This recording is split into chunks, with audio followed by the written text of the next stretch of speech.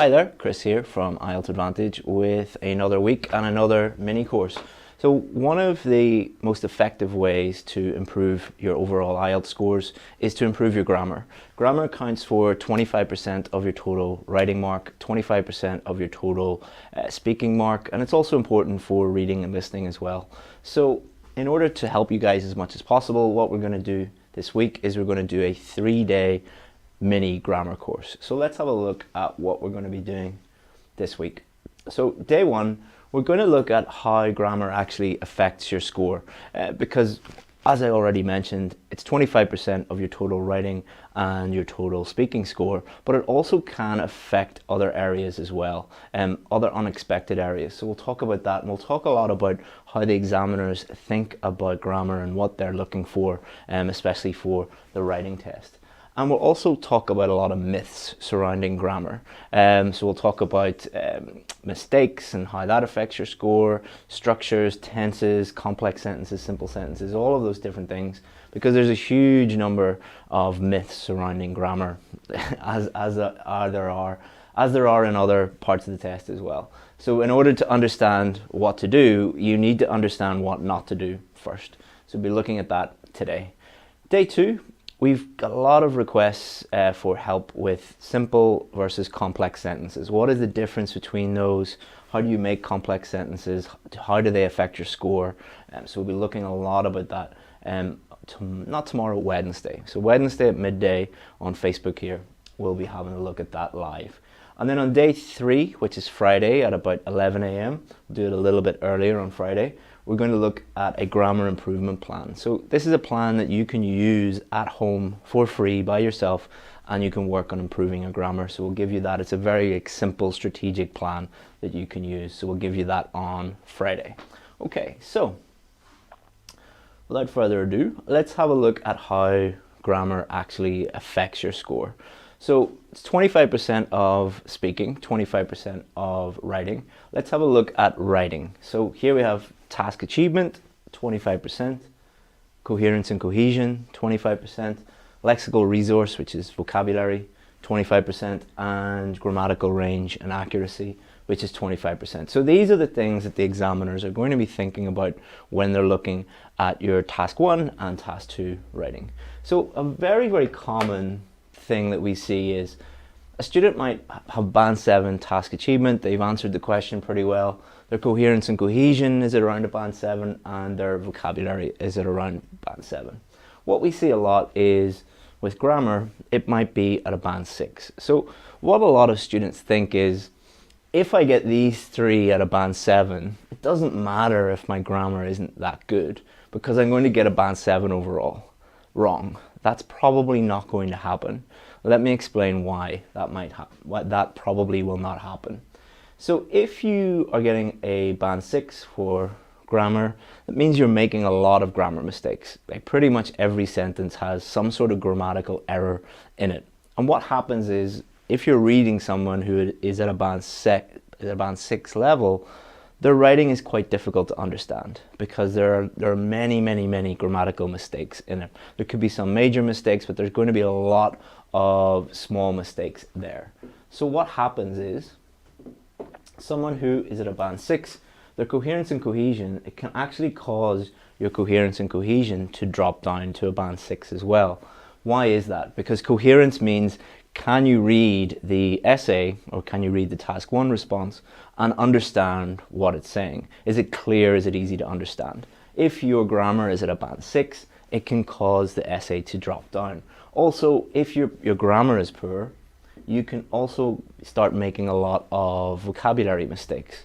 All right, so if you don't understand how the word operates in a sentence, then it can lead to even more grammar mistakes. Sometimes it can also lead to the examiner looking at your task 2 or your task 1 response and just not knowing whether you answered the question or not because of grammatical errors. That's rare. More common is these two.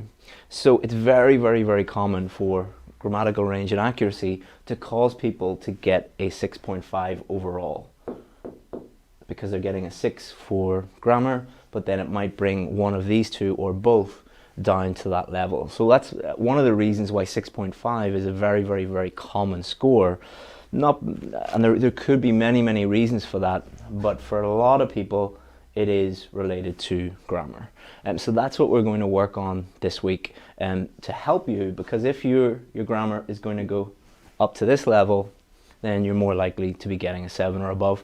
If you want to get a 7, you should be aiming for all of these across the board to be at a 7, because you don't know what's going to happen on exam day. If you want a band 8, aim for all of them to be at a band 8. You shouldn't go in and think, I might get away or I might be lucky. You know, try and move everything up to the level that you're aiming for, and then, you know, you'll get the score that you need on exam day. So, what are the examiners looking for when it comes to grammar? It's really important that you understand this. Hopefully this is quite clear. I've made this like a seesaw, all right? So I'm sure in playgrounds where you live, you have, you know, one kid here and one kid here, and it's like a little seesaw, and it goes like this. This is here for a reason. So the examiner is looking for two principal things, and they're related, all right? And that's why we have the seesaw. One is range, so range of structures, range of tenses, range of complex sentences, range, you know, simple sentences, complex sentences, compound sentences. So that's one of the things that they're going to be looking for. However, the other thing that they're going to be looking for is accuracy, all right? How many mistakes are you making? One of the ways that they will look at that is error-free sentences. An error-free sentence is exactly how it sounds, is a sentence with no grammatical errors in it, completely free of any errors whatsoever related to grammar.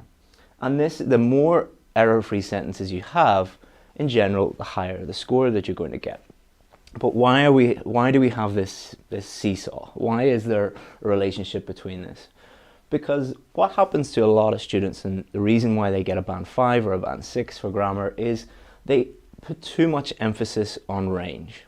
So they try and really increase the complexity of their sentences, include lots and lots of complex sentences and complex tenses and a huge wide range of tenses and structures and everything. And when they try and do that, their accuracy goes down, all right? So it doesn't matter if you have this massive wide range of tenses and complex sentences and structures, if you're making lots and lots and lots and lots of mistakes. So in general, as students try and increase complexity, their accuracy will go down. And that's why we have the seesaw here. And the interesting thing about this is, for most students, there's nothing wrong with their range.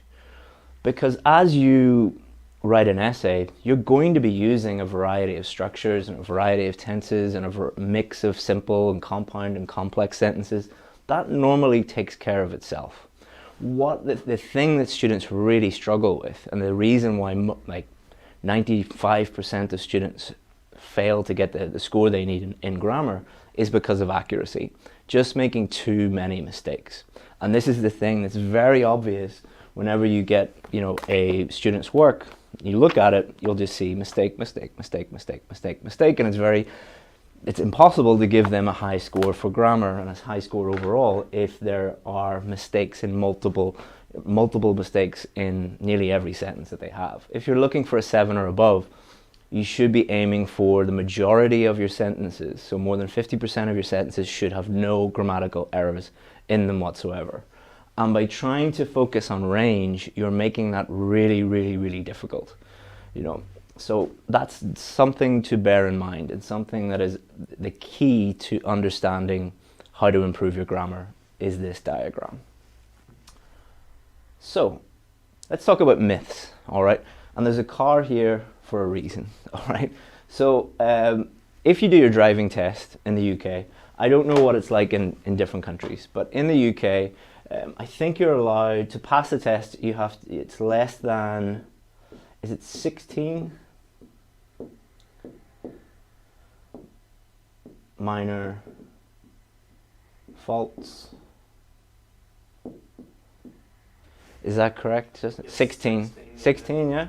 So you can make less than 16 minor faults on the driving test. A minor fault is something like not checking your mirror or crossing your hands or something like that.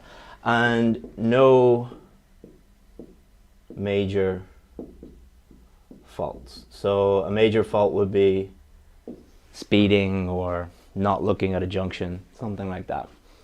And this is not exactly the same, but very, very, very, very close to how the IELTS test is marked in terms of grammar. Myth number one, your grammar must be perfect. That's wrong, all right? In order to get a band 7, you can actually make quite a few small grammar mistakes. In the same way that if you were doing the driving test in the UK, you could make like 15, how many did I make? 9, I think. I think I had 9 minor faults and I still passed. No major faults, which we will get onto in a second, but it's very, very similar to the IELTS writing test, and especially the speaking test. In the speaking test, you can make quite a few grammatical errors and grammatical mistakes and still get quite a high band score. Now, does that mean that you can make, you know, lots and lots and lots of mistakes and still get a high score? No, but IELTS realize that you are an English learner. You will make mistakes. Even someone at a band 9 does make little mistakes from time to time. They're just slips, but they are there. So often you will show a student a really good essay, like a band 9, band 8 essay, and they'll look at it and they'll see a couple of small mistakes and they'll say, oh, that's terrible, they made a small mistake, that's a band 5. That's not the way to think about it, especially for the speaking test.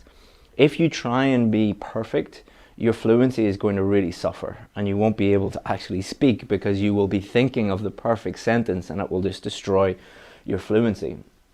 With the writing test, if you are trying to aim for perfection, you're never going to get there. Even a band 9 student is never really going to get perfect grammar. You're not aiming for perfection. You're aiming to use grammar as a tool to help you clearly communicate through writing. So don't aim for perfection. Try and improve your grammar as much as you can and minimize mistakes as much as you can, but only as much as you can. Remember this little analogy for the driving test. And you should also try and avoid major grammatical errors. So what are major grammatical errors? Major grammatical errors are errors that stop the reader or the person listening understanding what you mean. Smaller grammatical errors like countable, uncountable nouns mistakes, preposition mistakes, article mistakes, they can all count up. But if you're only making a couple of them in your whole essay, or a few of them during your whole speaking test, not such a big deal because they don't affect communication. Myth number 2, you must use as many different structures as possible in order to get a high score. This is not true, all right? So again, using the analogy of the driving test. When you're doing the driving test in the UK, they take you out onto public roads and you're going to be turning left, you're going to be turning right, you're going to be going down two-way roads, one-way roads, you're going to be at T-junctions, you're going to be at level crossings, you're going to come across a whole range of different scenarios. So you don't immediately begin the driving test and start going left and right and doing all these crazy things, because you naturally will be doing them throughout the course of I think it's like a 40-minute test or a 30-minute test. The same is true when you're doing the speaking test. You will naturally use a range of different structures because you're going to be speaking for about 15 minutes. In the writing test, you're going to be using naturally a range of different structures. So you shouldn't focus on that. You should focus on answering the questions, and you will naturally use a range of structures in exactly the same way as in the driving test. You just follow what the examiner says, go where they want you to go, and you will naturally do that. But you focus in the driving test on minimizing mistakes, not making any major mistakes, not making any minor mistakes, or as few minor mistakes as possible. So what happens is, if you try and use as many different structures as possible, 2 things happen. A, you don't answer the question. Try doing that even in your native language. Try like just writing an essay or writing a letter or an email to someone, and try and use as many different grammatical structures as possible. Like it's like something, a challenge you would set for yourself or something like that, a silly challenge. but it's just really difficult to do. You will naturally do that. You will naturally use a range of structures. Focus more on accuracy. Myth number 3, you must use as many different tenses as possible. This happened actually on Friday. I was working with one of my VIP students and I asked her a really simple question. What's your job? And she started talking about her job, just saying, I work here, and explaining what she did. And that was all fine. Her fluency was great, her pronunciation was great, her vocabulary was great, her grammar was great. And then she stopped and started going on about, but in the past, when I was a little girl, I wanted to be this. And then she started talking about, and in the future, I want to be this. And her fluency started going downhill. Her pronunciation actually suffered as well. She was making lots of grammatical errors. And I stopped her and said, what are you doing? Why did you not just answer the question normally? And she said, oh, my old teacher said that I must use every single tense in every single answer in the speaking test. I was like, no, you do not have to do that. You use the tense that's appropriate to use in the circumstance that you're using it in. Exactly the same as in real life. You will use the appropriate tense when you're using it. If you're talking about the past, you'll use past tenses. If you're talking about the present, you'll use present tenses. If you're talking about the future, you'll use future structures. So don't go into the test thinking, I need to use as many different tenses as possible. Just go into the test thinking, I need to clearly communicate with the examiner and answer the questions effectively. And very much like number 2, you will use a range of different tenses, especially in the speaking test. They will ask you questions about the past, questions about the future, questions that ask you to connect the past to the present. So you're going to be naturally using all of those different tenses. So don't go in thinking that it's a tenses competition. It's a speaking test. Myth number 4, all of your sentences need to be complex. And if you don't have every single sentence, if it's not complex, you're not going to get a high score. Again, not true. It's not a test of how many complex sentences or how long you can write a sentence. It's in the writing test, can you clearly answer the question, clearly communicate in writing? Speaking, can you clearly communicate with the examiner through opening your mouth and words coming out? Some sentences will be simple, some of them will be compound, some of them will be complex. As long as you're displaying a range of different sentences, you'll be fine. Again, focus on accuracy. It doesn't matter if you write a 50-word sentence if it has 50 mistakes in it. It's like, that doesn't really make any sense whatsoever. Myth number 5, memorization is a useful skill. So memorizing bits of sentences, or half a sentence or a full sentence, and then adding those in to your essay. It's not a memorization test, it's an English test. All right, memorization is a useless skill. Why? They're not testing memorization. If it was a memorization test, you could just learn, memorize lots of different grammar structures and kick them into your essays and into your speaking test, and you get a high score.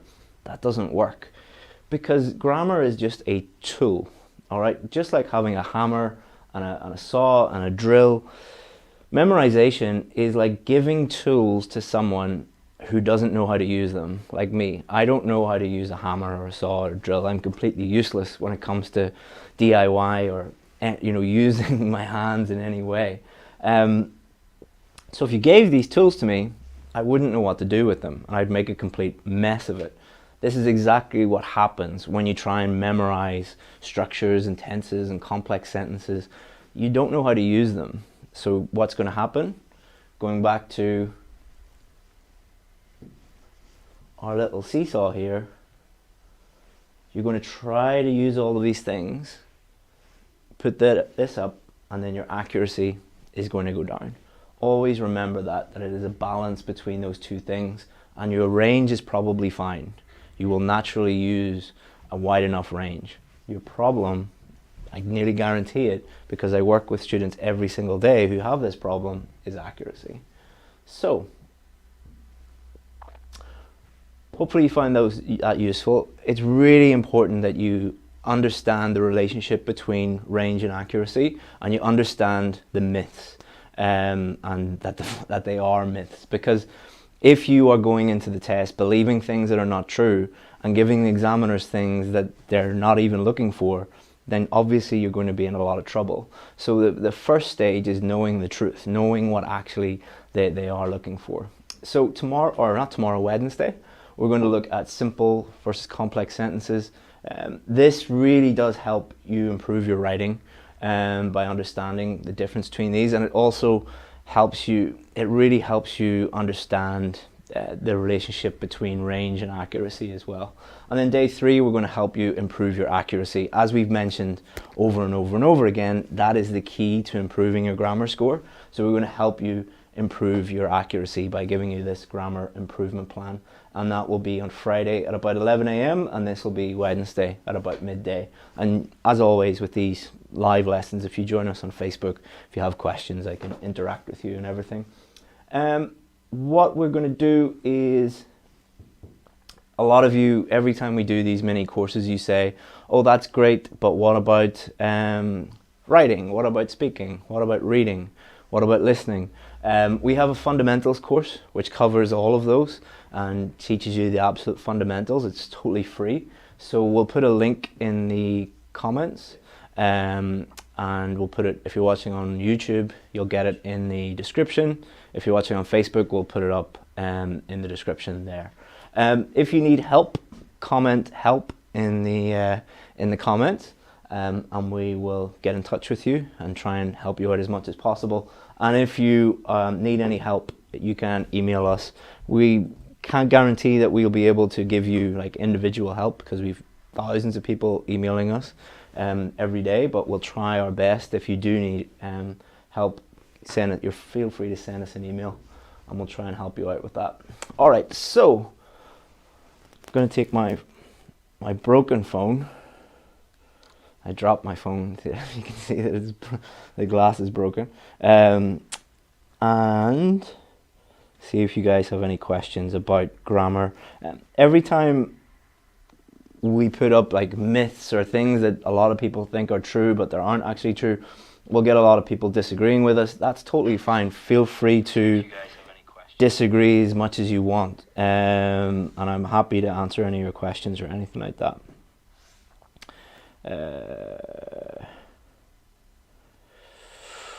Banjo says, Chris, we need example sentences reflecting component of each teaching. There will be on Wednesday, we'll be doing, so day 2, we're doing simple and complex sentences. I'm going to put up a lot of example sentences, not so that you can copy them, but so that you can learn from them and see exactly what I mean. So we'll do that. Let me see. A lot of you need help, so you're saying help. That's fine. We'll get in touch with you. We'll send you a message. And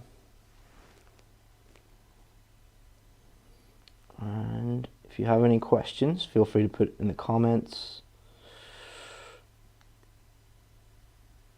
And we'll get back to you if we have time.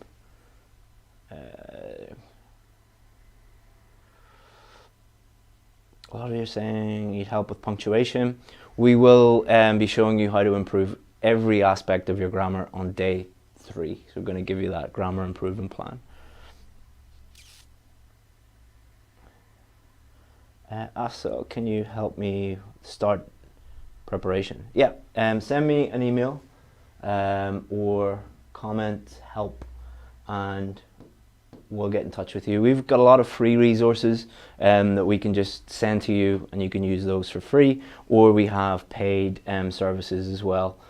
So send us a message and we'll figure out what's the best thing for you. Mariam, how many complex sentences we need to write to get a band 7? That's the wrong way to think about it. You shouldn't go into the test thinking, I need to write X number of complex sentences, because you're just making it way more difficult than it needs to be. You shouldn't go in thinking, I need to write this number of anything, because you're making it way more difficult, and it's a very unnatural way to write anything. So you should go into the test thinking, principally, I need to answer the question, and I need to use grammar in a way that is clear and is accurate.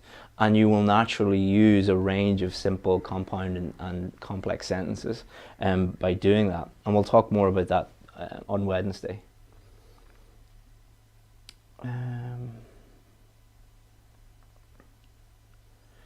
Chris, give me your WhatsApp number. No. No, the reason why I don't give my phone number and WhatsApp number and stuff, A, I don't have WhatsApp on my phone, but B, I'm not going to give my personal phone number out to 1 million people. That would be a bit crazy. But there's my email address. That's a lot more manageable.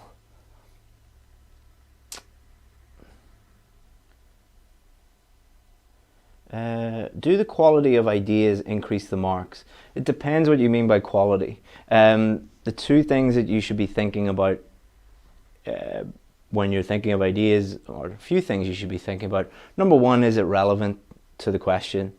Number two, does it answer the specific question? And number three, can you develop it by explaining how it answers the question and support it with examples? Those are the things you should be thinking about. There's no hierarchy of ideas. It's not like if you use this idea you'll get a band 9, if you use this idea you'll get a band 7, and if you use this, that's not the way it works. Like, there are 100 ideas that could get you a band 9. Like, it depends what you do with those ideas.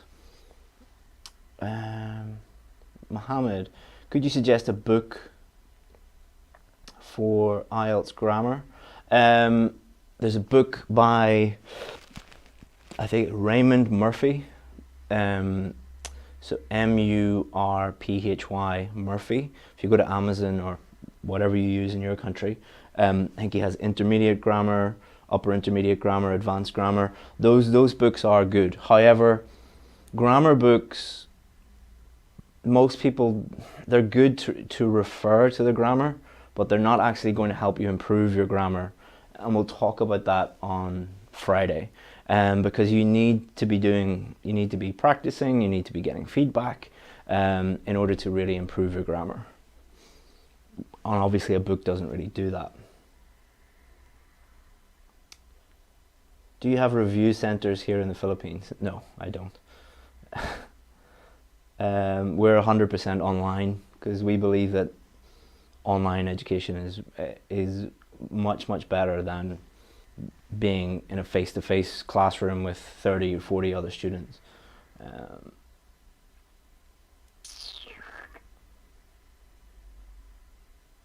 Can you create a WhatsApp group? No, I don't have WhatsApp.